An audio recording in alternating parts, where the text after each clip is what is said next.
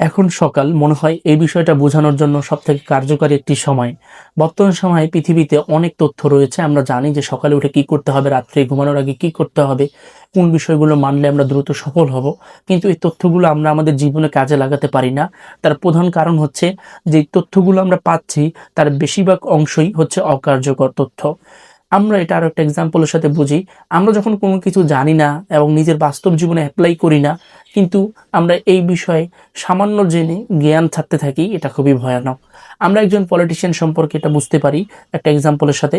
একজন পলিটিশিয়ান যদি কোনো সিদ্ধান্ত নেয় এবং সিদ্ধান্ত যদি ভুল হয়, তার কোনো ক্ষতি হবে না, ক্ষতি হবে সাধারণ জনগণের।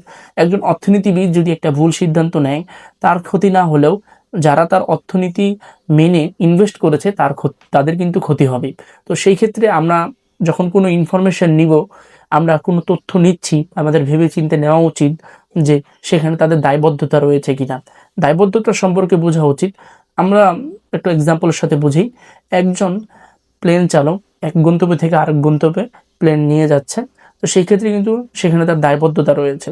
সে যদি ঠিকভাবে প্যাসেঞ্জারদেরকে নিয়ে না যায়, সেক্ষেত্রে কিন্তু তারও মৃত্যুর ঝুঁকি আছে। ঠিকভাবে প্লেন না চালালে, প্লেনে এতগুলো যাত্রী, সেখানে তারও জীবন রয়েছে। যদি ভুলভাবে প্লেনটা হয়ে যায়, তাহলে সেও মারা যাবে, সাথে কিন্তু যাত্রীগুলোও মারা যাবে।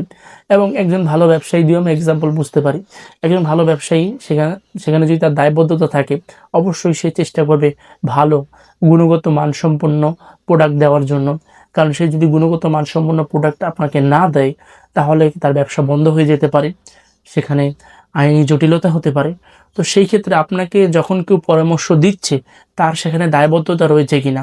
বর্তমান সময়ে পরামর্শ এবং জ্ঞান দিতে দায়বদ্ধতা কমে গিয়েছে।